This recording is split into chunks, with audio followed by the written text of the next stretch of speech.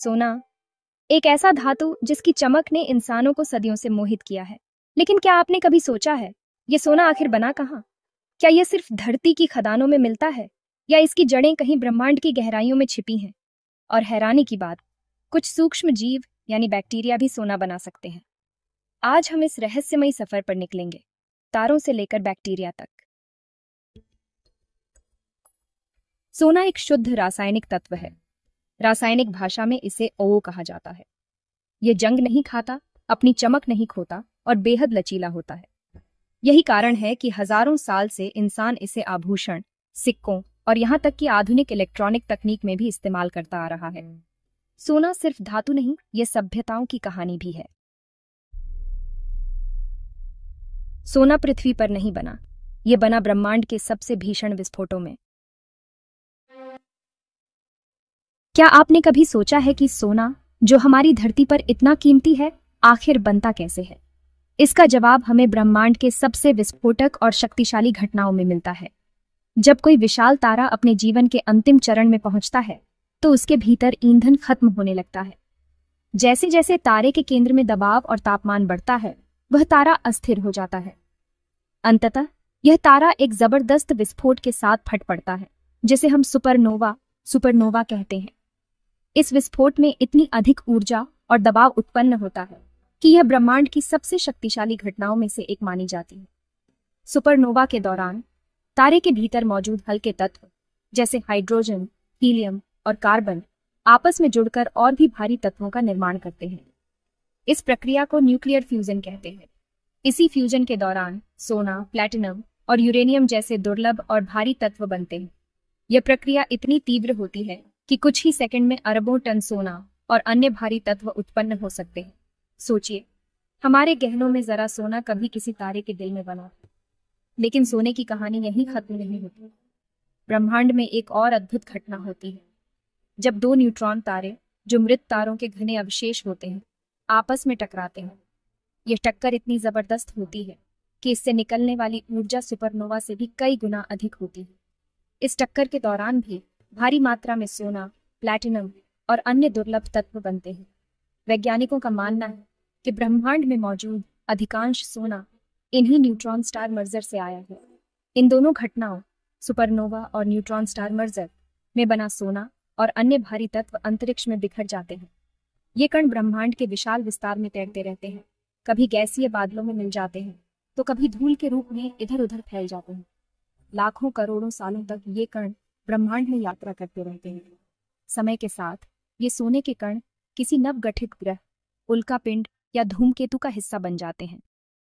जब हमारी पृथ्वी का निर्माण हुआ, तो ऐसे ही अंतरिक्षीय कणों ने इसमें मिलकर इसे सोने से समृद्ध किया। आज जो सोना हम धरती पर पाते हैं, वह असल में अरबों साल पुरानी ब्रह्मांडीय घटनाओं की देन है। अगली बार जब आप सोने की कोई वस्तु देखें, तो याद रखिए, यह कभी किसी तारे के दिल में बना था और ब्रह्मांड की अनंत यात्रा के बाद आपकी दुनिया तक पहुंचा है। जब पृथ्वी का निर्माण हुआ, तो भारी धातुएं जैसे सोना, लोहा और निकल गहराई में जाकर पृथ्वी के कोर में समा गईं। सतह पर सोना लगभग नहीं बचा, लेकिन बाद में जब उल्कापिंड और क्षुद्र ग्रह पृथ्वी से टकराए, तो वे अपने साथ सोना भी लाए। यही कारण है कि आज हमें सोना धरती की खानों में और नदियों की रेत में मिलता है। अब एक और अहम सवाल, सोना किन तत्वों से बना है? जब हम सोने की चमकदार सतह या उसकी खूबसूरती को देखते हैं, तो शायद ही कभी सोचते हैं कि इसके पीछे कितनी गहराई और विज्ञान छुपा है। सोना, जिसे हम गहनों, सिक्कों और निवेश के रूप में जानते हैं, असल में अपनी रासायनिक संरचना के कारण ही इतना खास है। दरअसल सोना किसी और धातुओं से मिलकर बना मिश्रण नहीं है। यह कोई मिश्र धातु या एलॉय नहीं है, जैसे पीतल या कांसा होते हैं। सोना पूरी तरह से शुद्ध रूप में पाया जाता है, और यही वजह है कि इसे शुद्ध धातु कहा जाता है। जब आप सोने की एक ईंट या बिस्किट देखते हैं, तो उसमें कोई और धातु या तत्व नहीं मिला होता, बल्कि वह केवल सोने के परमाणुओं से ही बना होता है। यह खुद एक शुद्ध तत्व है। इसका मतलब है कि सोने के हर टुकड़े में केवल एक ही तरह के परमाणु होते हैं, गोल्ड के। यही वजह है कि सोना न तो जंग लगता है, न ही आसानी से खराब होता है। इसकी चमक और मजबूती सालों साल बनी रहती है। सोना आवर्त सारणी में ओ के रूप में दर्ज है, और इसका परमाणु क्रमांक 69 है। और लैटिन शब्द ऑरम से लिया गया है, जिसका अर्थ है चमकदार भोर या रोशनी। आवर्त सारणी में हर तत्व का एक खास स्थान होता है और सोना भी अपनी खासियत के साथ इसमें शामिल है। इसका मतलब है कि हर सोने के परमाणु में 69 प्रोटॉन, लगभग 118 न्यूट्रॉन और 69 इलेक्ट्रॉन होते हैं।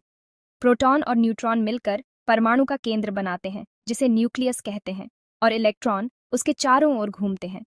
यही संरचना सोने को उसकी अनूठी भौतिक और रासायनिक विशेषताएं देती है। सोना असल में तारों की भट्टी में हाइड्रोजन और हीलियम जैसे हल्के तत्वों से शुरू हुई न्यूक्लियर प्रतिक्रियाओं से जन्म लेता है। अरबों साल पहले जब ब्रह्मांड में केवल हल्के तत्व थे, तो तारों के केंद्र में जबरदस्त ताप और दबाव के कारण ये हल्के तत्व आपस में जुड़कर भारी तत्वों में बदलने लगे। छोटे छोटे हल्के तत्व जुड़ते जुड़ते भारी तत्व बनते हैं और अंततः सुपरनोवा जैसी घटनाओं में सोना अस्तित्व में आता है। जब कोई विशाल तारा अपने जीवन के अंत में फटता है, तो उसमें मौजूद भारी तत्व जैसे सोना अंतरिक्ष में फैल जाते हैं। यही सोना लाखों करोड़ों साल बाद उल्कापिंडों और ग्रहों के निर्माण के दौरान पृथ्वी तक पहुंचता है। आज जो सोना हमारे पास है, वह असल में अरबों साल पुरानी तारकीय घटनाओं की देन है। इस तरह सोने की रासायनिक संरचना न सिर्फ विज्ञान का चमत्कार है, बल्कि यह हमें ब्रह्मांड की गहराइयों से जोड़ती है। अब हम बात करने जा रहे हैं विज्ञान की एक ऐसी खोज के बारे में जो सुनने में किसी साइंस फिक्शन से कम नहीं लगती।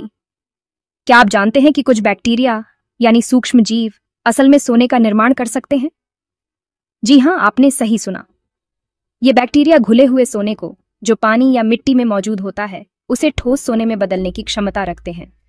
यह प्रक्रिया न सिर्फ हैरान करने वाली है, बल्कि वैज्ञानिकों के लिए भी एक रहस्य रही है कि इतने छोटे जीव कैसे इतनी बड़ी और कीमती धातु को बना सकते हैं। सबसे पहले हम बात करेंगे डेल्फ्टिया एसिडोवोरांस नामक बैक्टीरिया की, जो इस प्रक्रिया में सबसे आगे है। डेल्फ्टिया एसिडोवोरांस एक ऐसा बैक्टीरिया है जो अपने आसपास के वातावरण में घुले हुए सोने के आयनों से खुद को बचाने के लिए एक खास रसायन छोड़ता है, जिसे वैज्ञानिकों ने डेल्फ्टिबैक्टिन नाम दिया है। यह रसायन बैक्टीरिया के लिए एक सुरक्षा कवच की तरह काम करता है, क्योंकि घुले हुए सोने के आयन बैक्टीरिया के लिए जहरीले होते हैं। लेकिन डेल्फ्टिया एसिडोवोरांस ने लाखों सालों के विकास के दौरान एक अनोखा तरीका खोज लिया है। वह इन आयनों को अपने लिए नुकसानदेह बनने से पहले ही एक रासायनिक प्रक्रिया के जरिए ठोस सोने में बदल देता है। इस प्रक्रिया में डेल्फ्टिबैक्टिन सोने के आयनों को बांधकर उन्हें स्थिर कर देता है, जिससे वे बैक्टीरिया को नुकसान नहीं पहुंचा पाते। यह प्रक्रिया इतनी प्रभावशाली है कि वैज्ञानिकों ने इसे बायोमिनरलाइजेशन का नाम दिया है। इसमें बैक्टीरिया अपने आसपास के घुले हुए सोने के आयनों को ठोस सोने के छोटे छोटे कणों में बदल देता है। इसी तरह एक और बैक्टीरिया है कप्रियाविडुस मेटालिडुरांस, जो इस प्रक्रिया में माहिर है। यह बैक्टीरिया भी अपने आसपास के वातावरण में मौजूद भारी धातुओं से निपटने के लिए खास रासायनिक प्रतिक्रियाएं करता है।